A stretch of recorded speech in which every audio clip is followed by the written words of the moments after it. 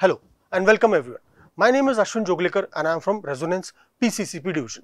तो आज हम लेके आए हैं आपके सामने NCERT based series of history of class 9th basically, जिसमें हम देखेंगे आज हम फ्रेंच रेवोल्यूशन को NCERT से एक बार पढ़ेंगे. ऑलराइट, तो चालू करते हैं. जैसा कि आप देख सकते हैं जो 9th क्लास में आपकी हिस्ट्री कंप्लीटली डिफरेंट हो जाती है. दैट इज हम लोगों ने if you remember class 6th right, class 6th में I hope this is visible, रुको मैं चेंज कर लेता हूँ, इसको ब्लैक कर लेता हूँ. तो क्लास 6th में हम लोग एंशिएंट इंडिया के बारे में पढ़ते हैं.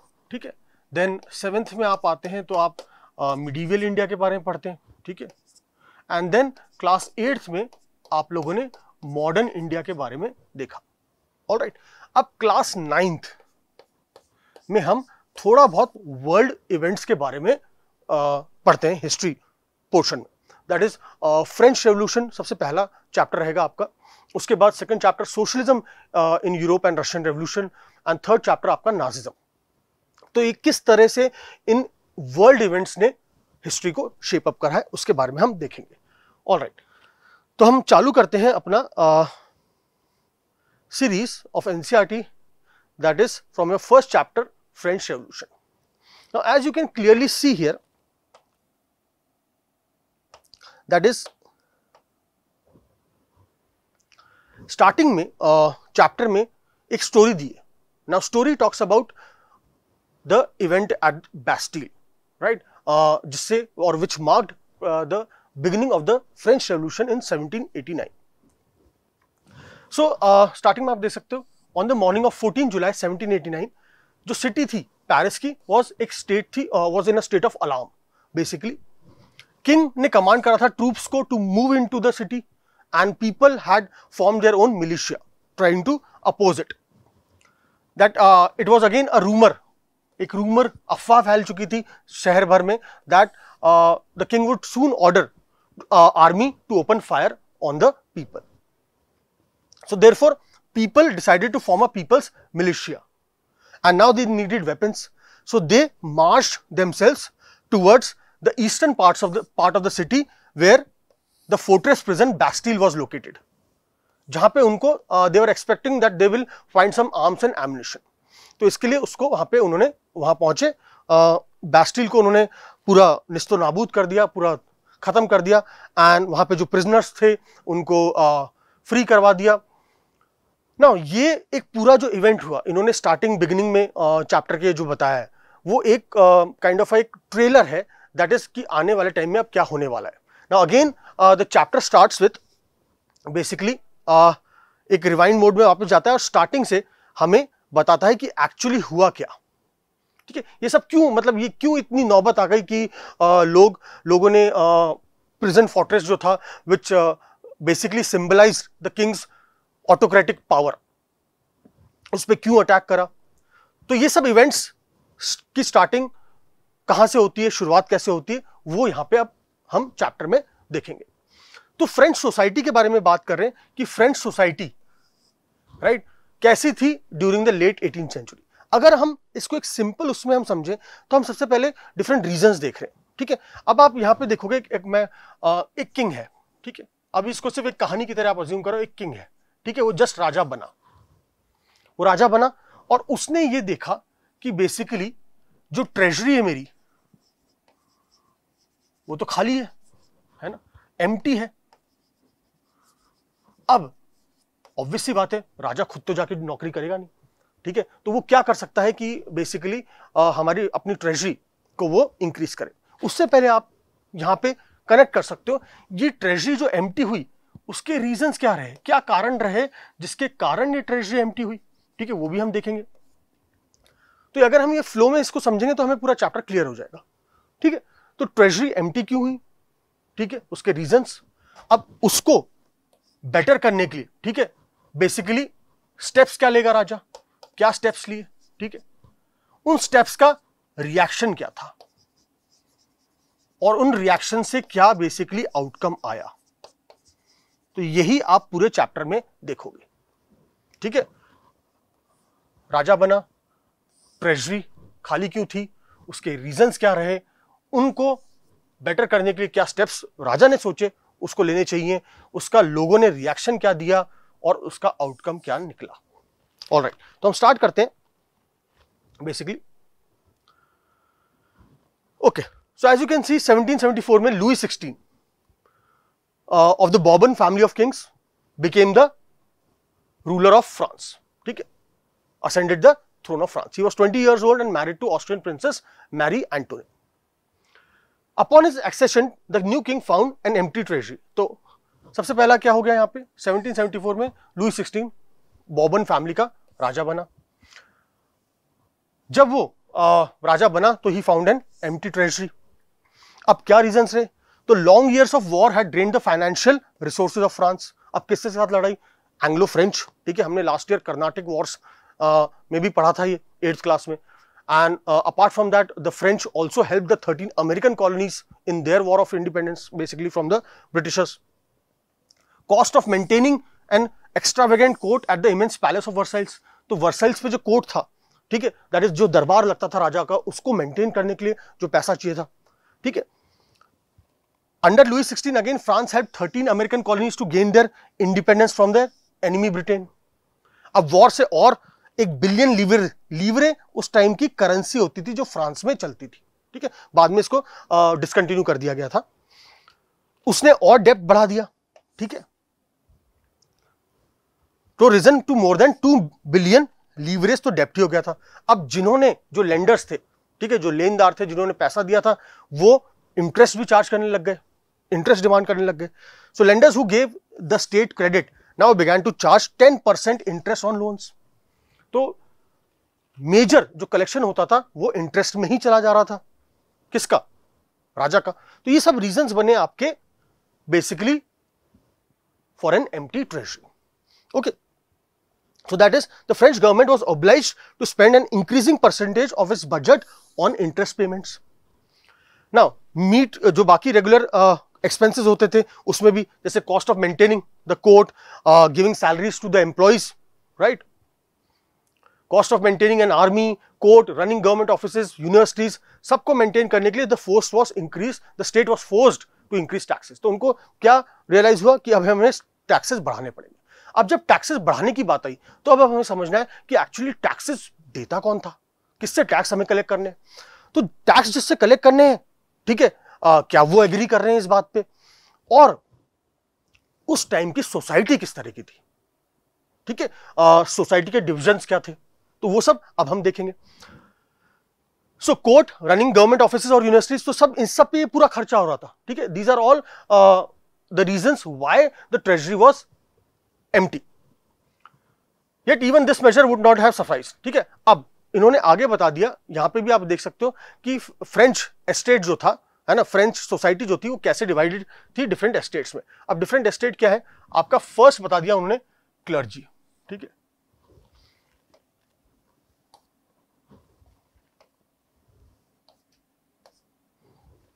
तो फर्स्ट आपका बता दिया क्लर्जी।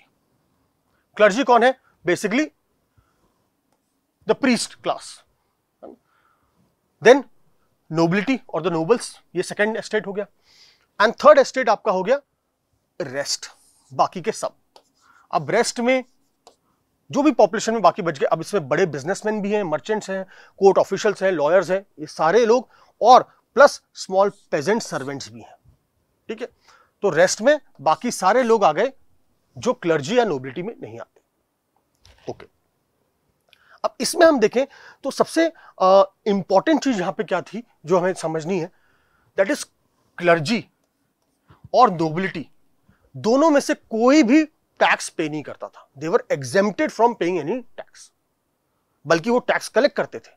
ठीक है, अब क्लर्गी या चर्च अपना टैक्स कलेक्ट करता था, दैट इज टीथ, TITHES। जो स्टेट था वो अपना टैक्स कलेक्ट करता था, which was known as taille. तो ये टैक्स भी कलेक्ट करते थे, राइट, और बल्कि टैक्स देते नहीं थे। सारा टैक्स का burden was on the third estate. तो इस बार भी जो टैक्स बढ़ाने की बात थी, to increase taxes, again the third estate was suppose to pay taxes. Now इसके लिए the king had to call a meeting. Meeting किसकी बुलानी पड़ती थी? Meeting of the estate general. Estate general, again estate general was a body in which all the representatives of the various estates send their representatives basically for this meeting. So इसी में हम आगे देखें हम तो सोसाइटी किस तरह से डिवाइडेड थी, राइट? नाउ सो यहां देख सकते हो आप, French society in 18th century was divided into 3 estates में डिवाइडेड थी। Only members of the third estate paid taxes, तो सिर्फ थर्ड एस्टेट के लोग टैक्सेस पे करते थे। Then society of estates was a part of एक फ्यूडल सिस्टम का प्रोसेस था, ठीक है, feudalism that dated back to the middle ages के टाइम से चला आ रहा था। जो ओल्ड रेजिम है generally is usually used to describe the institutions which were before 1789, French revolution की शुरुआत से पहले के जो इंस्टीट्यूशंस है उनको ओल्ड रेजिम के नाम से रेफर करा जाता है। ओके, तो फिगर 2 में आपने देख लिया कि किस तरह से एस्टेट्स को ऑर्गेनाइज करा गया था। नाउ 90% जो पॉपुलेशन है, ठीक है, वो basically third pageants were part of the pageants. However only a small number of them own land and cultivated, ठीक है। About 60% of the land was owned by nobles, the church and other richer members of the third estate. The members of the first two estate enjoyed, that is clergy and the nobility enjoyed certain privileges by birth. तो जन्म से उनको वो ये अधिकार मिले हुए थे, that is they are not paying taxes and other things. Most important of these was exemption from paying taxes to the state. Nobles further enjoyed feudal privileges भी मिले थे, उनकी जमीन से जुड़े हुए जो privileges थे उनको feudal lords थे वो लोग। These included फ्यूडल ड्यूज जो उनको देने पड़ते थे, ठीक है। फ्यूडलिज्म को हम यहाँ पे आसान शब्दों में एक तरह से जमींदारी के बेसिस पे समझ सकते हैं, जो इंडिया में जमींदारी सिस्टम था, विच दे एक्सट्रैक्टेड फ्रॉम द पेजेंट्स। तो फ्यूडल ड्यूज, क्योंकि जमीन सब इसी की है फ्यूडल लॉट की, तो अगेन जो पेजेंट्स कल्टिवेट कर रहे हैं वहां से वो लोग अपनी टैक्सेस को एक्सट्रैक्ट करेंगे। कौन? जो नोबल्स हैं, जो नोबिलिटी है। Peasants were obliged to render services to the lord, to work in his house and fields, to serve in the army और to participate in building roads. तो हर काम के लिए पेजेंट्स को अग्री करना पड़ता था to serve the lord and their master as such. Okay, तो आप यहां पे न्यू वर्ड्स में देख सकते हैं लिवरे, लीवरे जो करेंसी थी, ठीक है, इन फ्रांस डिसकंटिन्यूड 1794 में उसको डिसकंटिन्यू कर दिया था, ठीक है। And clergy is a group of persons invested with special functions in the church. तो चर्च में जो basically priestly class. And tithe जो टैक्स कलेक्ट करा जाता था by the church, 1/10 of the agriculture produce होता था ये। एंड टेल जो टैक्स डायरेक्टली पे करना होता था स्टेट को। ऑलराइट, अब चर्च भी अपना शेयर ऑफ टैक्स एक्सट्रैक्ट करता था, tithe from the peasant. All members of third estate had to pay taxes, जिसका नाम था टेल, ठीक है। तो टीथ हो गया एक टैक्सेस यहाँ पे, टेल एक हो गया, और एक अलग अलग नंबर ऑफ इनडायरेक्ट टैक्सेस भी कलेक्ट करे जाते थे, विच वर बेसिकली एवरीडे कंजम्पशन के जो आर्टिकल्स होते थे, सॉल्ट और टोबैको, उन पे लिए जाते थे। अब the burden of financing activities of the state through taxes was borne by the third estate alone. तो यहां पे अब हमें इतना क्लियर हो गया, देखो किंग कौन बना?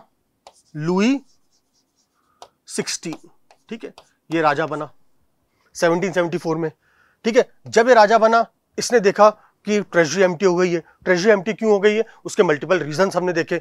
उसके बाद हमने देखा, अब उसने क्या सोचा कि भैया हमें बेसिकली टैक्सेस को इंक्रीज करना पड़ेगा, तभी हम अपनी ट्रेजरी को वापस एक बैलेंस उस पर ला सकते हैं, अपने खर्चों को मेंटेन कर सकते हैं। तो टैक्सेस इंक्रीज करने की जब बात आई, तब हम उस पोर्शन पे मूव हुए कि बेसिकली टैक्स पे कौन कर रहा था और वहां की French society at that time किस तरह से डिवाइडेड थी। ऑलराइट, तो हमने देखा कि 3 एस्टेट्स में डिवाइडेड थी। First estate clergy, second estate nobility and third estate जो बाकी की रेस्ट ऑफ द पॉपुलेशन थी। अब सबसे इंपॉर्टेंट पॉइंट इसमें जो टैक्सेस का बर्डन है वो सारा का सारा सिर्फ थर्ड एस्टेट के कंधों पे था। That is only the third estate were paying taxes and first and the second estate they were exempted from paying any kind of taxes. तो यहां तक आई गेस आप लोगों को समझ में आया, ठीक है। हम आगे बढ़ते हैं। This is about a spider and a fly. के हिसाब से कि where the spider is represented by the master और द लॉर्ड, ठीक है, nobility, and peasant is shown as a fly, and किस तरह से द मास्टर और the spider wants everything, his food, his money, everything, ठीक है, हिज वर्क, है ना, वो उससे काम भी कराना चाहता है, और again they don't want to pay them. So this poor, अब इसमें देख सकते हो आप, this poor fellow brings everything, grain, fruits, money, salad. The fat lord sits there ready to accept it all. He does not even care to grace him with a look. तो वो उसको देखना भी पसंद नहीं करता है, ठीक है. तो nobleman is the spider and the peasant the fly. The more the devil has, the more he wants. तो ये कह रहा है कि इसको जितना चाहिए उससे और ज्यादा की डिमांड करता है, कि आज उसको शायद 1 किलो दे दिया तो कल 2 किलो मांगेगा, ठीक है. तो the more the devil has, the more he wants. Now, अब आ गया एक point about struggle to survive. अब स्ट्रगल टू सर्वाइव में हम देखते हैं, देखो सिंपल है, एक कंट्री की पॉपुलेशन बढ़ रही है. अब पॉपुलेशन अगर इंक्रीज होगी, पॉपुलेशन इंक्रीजेस, सो हमें क्या करना पड़ेगा, फूड को भी इंक्रीज करना पड़ेगा to feed that particular population. क्योंकि पॉपुलेशन बढ़ रही है तो साथ साथ में अगर फूड, ठीक है, अवेलेबिलिटी ऑफ फूड नहीं बढ़ेगी तो क्या होगा, that population will starve, right, भूख से मर सकते हैं. अब यहां पे भी, फ्रांस में भी वही सिचुएशन हो गई. फ्रांस में क्या हो रहा है कि लोगों की संख्या तो बढ़ रही है, जनसंख्या बेसिकली फ्रांस में बढ़ रही है, पॉपुलेशन बढ़ रही है, but at the same time what is happening is, जो एग्रीकल्चर प्रोड्यूस है that is not able to keep up with the demand, ठीक है. पॉपुलेशन राइज हुई, फूड डिमांड जो है वो इंक्रीज करेगी. अब ये डिमांड को सप्लाई को मैच भी तो करना चाहिए, सप्लाई वहीं की वहीं है, ओके. तो शॉर्टेज होगी फूड की, और जब शॉर्टेज होगी फूड की तो क्या होगा, this will lead to increase in prices, दाम बढ़ेंगे, राइट. तो ये हुआ. तो इसी चीज को अब हम समझ रहे हैं यहां पे. Population of France rose from 23 million, कब थी, 1715 में, तो और 28 मिलियन हो गई 1789 में. अब आपको लगेगा 5 मिलियन मतलब 50 लाख लोग, बट अगेन उस टाइम पीरियड में ये काफी बड़ा नंबर था, क्योंकि तब टेक्नोलॉजी नहीं थी, अवेलेबिलिटी ऑफ फूड ग्रेन्स नहीं थे इतने, right, modern methods of farming नहीं थे. So this led to a rapid increase in the demand for food grains. अब डिमांड ऑफ फूड ग्रेन्स बढ़ी. अब जो प्रोडक्शन था ग्रेन्स का could not keep pace with the demand, ठीक है. डिमांड बढ़ रही है बट अगेन प्रोडक्शन भी साथ साथ में नहीं इंक्रीज हो रहा है, pace with the demand. So price जो था, जो ब्रेड का, अब ब्रेड क्या है, स्टेपल डाइट थी of the people of France, staple diet of the majority rose rapidly.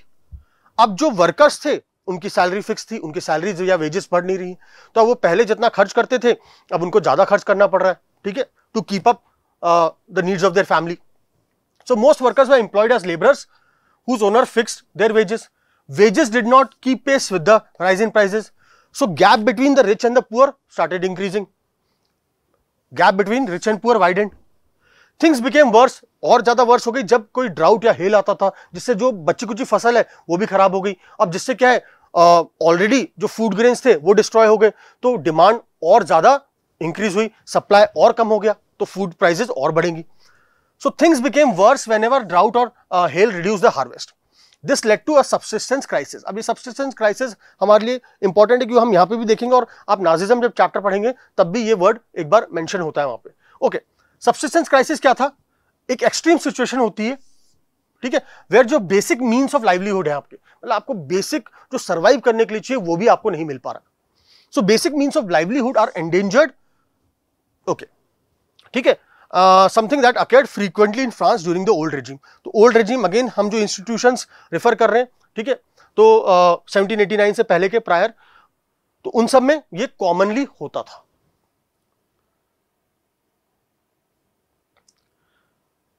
Okay, this chart दिया यहाँ पे how a subsistence crisis occurred. एक बैड हार्वेस्ट होती है, बैड हार्वेस्ट से क्या है, आपका फूड की जो सप्लाई है वो कम होगी, डिमांड इंक्रीज हो रही है, जो पुअरेस्ट है ना, वो क्या है, वो फूड को अफोर्ड नहीं कर सकता, तो again they will not gate quality food और क्वांटिटी वाइज फूड, तो दे विल बेसिकली स्टार्व, है ना, जिससे डेथ्स होंगी, डिसीज एपिडेमिक्स होंगे, ये सारा, ठीक है. तो आपको ये सारे food rights, scarcity of grains, इससे आपको ये फिल करना है. ऑलराइट. अब इसके बाद का पॉइंट आ गया आपका basically a growing middle class envisages an end to privileges. अब ड्यूरिंग फ्रेंच सोसाइटी यहां पे एक मिडिल क्लास ग्रो कर रही है, ठीक है। अब मिडिल क्लास कौन है? बेसिकली जो जिसने अपने आप को थोड़ा सा एजुकेट कर लिया है, जिसने अपने आप को मॉनिटरीली थोड़ा सा बेटर ऑफ कर लिया है। अब वो कैसे करा है? Because see this was the time of different voyages being undertaken by people were trying to discover new places, trying to make a fortune, ठीक है, the brave. So therefore those people who by their bravery और साहस के कारण पैसा कमा पाए, तो उन्होंने अपने आप की अपनी पोजीशन सोसाइटी में बेटर कर ली, and they also educated themselves, right. तो with education they started improving and they started questioning the basic ideas that जो सोसाइटी की फाउंडेशन जिस पे बेस थी। अभी बेसिक आइडियाज क्या हुए?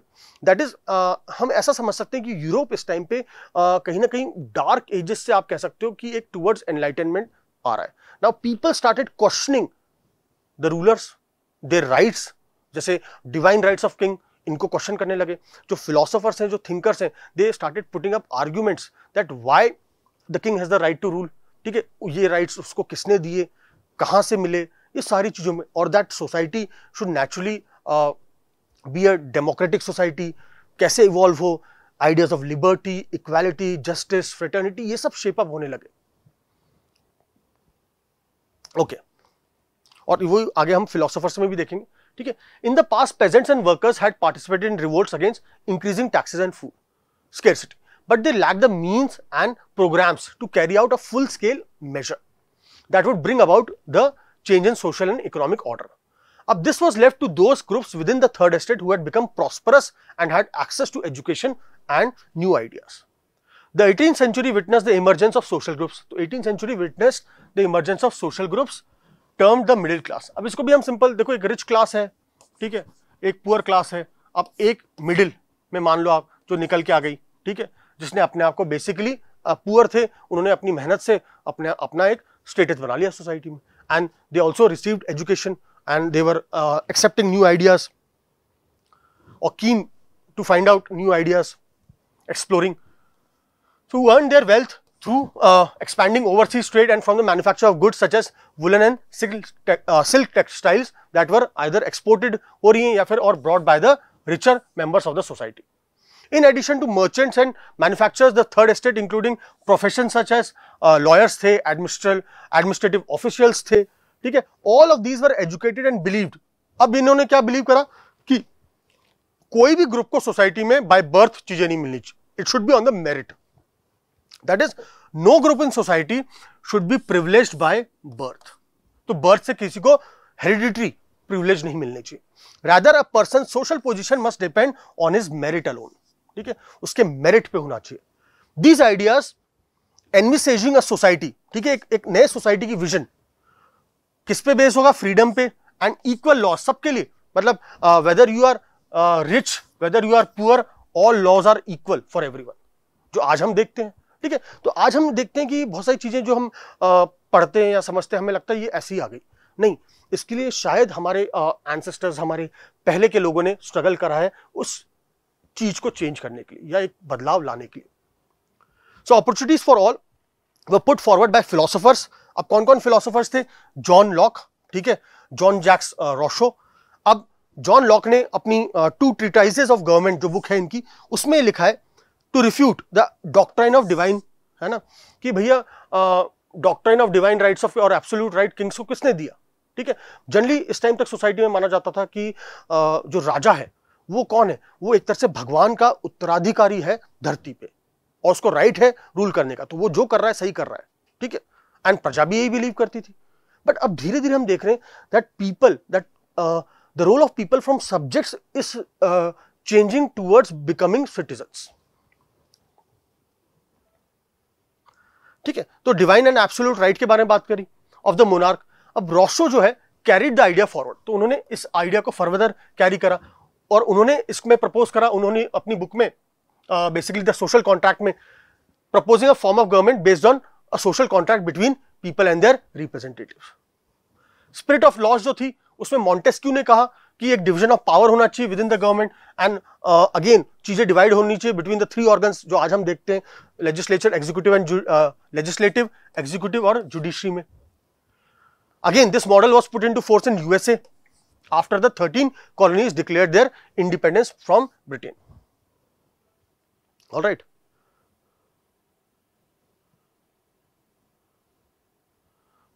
Then the American Constitution also guarantees of individual rights, was an important example for political thinkers at that time in France. The ideas of these philosophers were discussed. अब ये again discuss होते थे, ठीक है. अब everyone is not literate at that time क्योंकि education rates कम थी, तो जो लिटरेट हैं वो इन आइडियाज को डिस्कस करते थे, तो लोग सुनते थे, वो सोचते थे इस पे कि हाँ ठीक है, एंड उस पर फर्दर डिस्कशंस होते थे.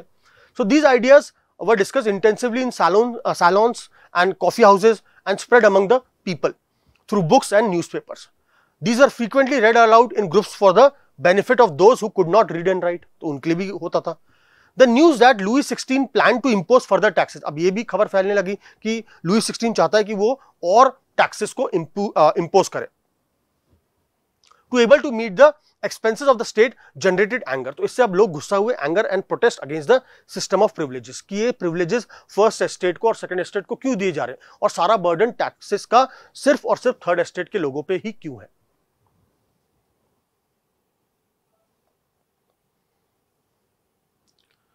So accounts of people, ठीक है.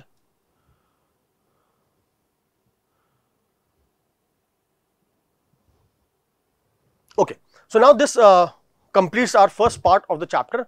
I hope you enjoyed it. Now we'll be taking up with the actual outbreak of the revolution कि कैसे लुई 16 ने मीटिंग बुलाई और उस मीटिंग में क्या हुआ और उसके बाद लोगों ने क्या करा, and further in the next part of this video. Okay, thank you so much.